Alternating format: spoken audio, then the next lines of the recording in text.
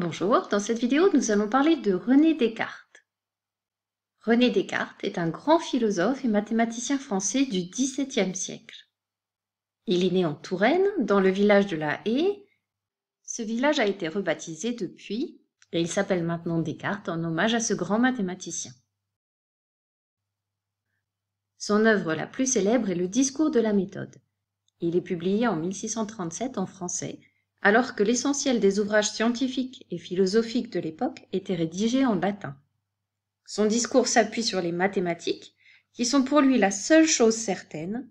Pour Descartes, seul ce qui est démontré est vrai, et la résolution de problèmes doit se faire étape par étape très consciencieusement. Le discours est accompagné de 3 essais pour illustrer la méthode. Le premier traite essentiellement de l'optique géométrique, le deuxième de météorologie, et le troisième, et le plus célèbre, traite de géométrie. Descartes y explique comment on peut relier la géométrie et le calcul et crée ce qu'on appelle la géométrie analytique.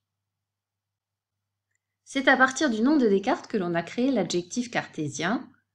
On dit de quelqu'un qu'il a un esprit cartésien s'il est logique et méthodique.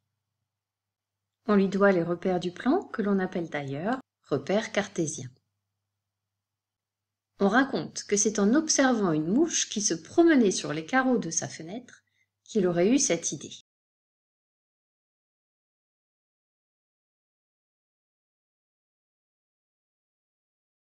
C'est donc avec cette découverte que Descartes invente la géométrie analytique. On va pouvoir maintenant résoudre des problèmes de géométrie grâce à des calculs. Dit comme ça paraît très étrange. Mais tu verras plus tard que tu peux prouver, par exemple, que des points sont alignés grâce à des calculs. Tu pourras également prouver que des droites sont perpendiculaires ou parallèles et plein d'autres choses encore. Descartes est également à l'origine d'un théorème de géométrie dans l'espace. Dans un polyèdre, si on note f le nombre de faces, a le nombre d'arêtes et s le nombre de sommets, on a l'égalité suivante, f plus s moins a est égal à 2. Observons ce que signifie cette égalité sur un exemple simple. Si je prends comme polyèdre un parallélépipède rectangle, ou pavé droit, je peux compter le nombre de faces. J'en ai une en dessous, une au-dessus et 4 sur les côtés. J'ai donc en tout 6 faces.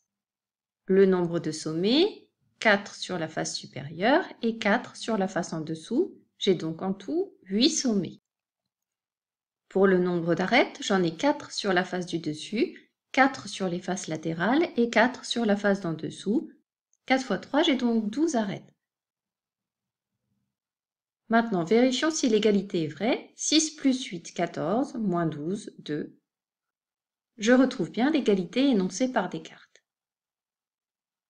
Peut-être que tu veux maintenant vérifier sur un deuxième exemple. Tu peux appuyer sur pause et vérifier par toi-même. On corrige, le nombre de faces est égal à 4, le nombre de sommets 4 également, et le nombre d'arêtes est égal à 6. 4 plus 4, 8, moins 6, 2. On retrouve l'égalité de Descartes. Maintenant, tu sais très bien que des exemples ne suffisent pas à prouver une propriété ou un théorème.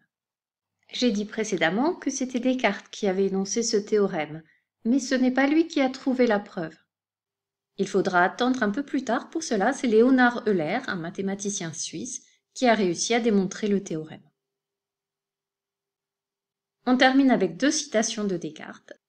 La première, qui montre bien à quel point Descartes aimait les mathématiques. Les mathématiques ont des inventions très subtiles et qui peuvent beaucoup servir tant à contenter les curieux qu'à faciliter tous les arts et à diminuer le travail des hommes. Et la deuxième, je suis certaine que tu la connais déjà, je pense donc je suis. Mais peut-être que tu ne savais pas que c'est Descartes l'auteur de cette phrase. Voilà, c'est maintenant la fin de cette vidéo. À bientôt!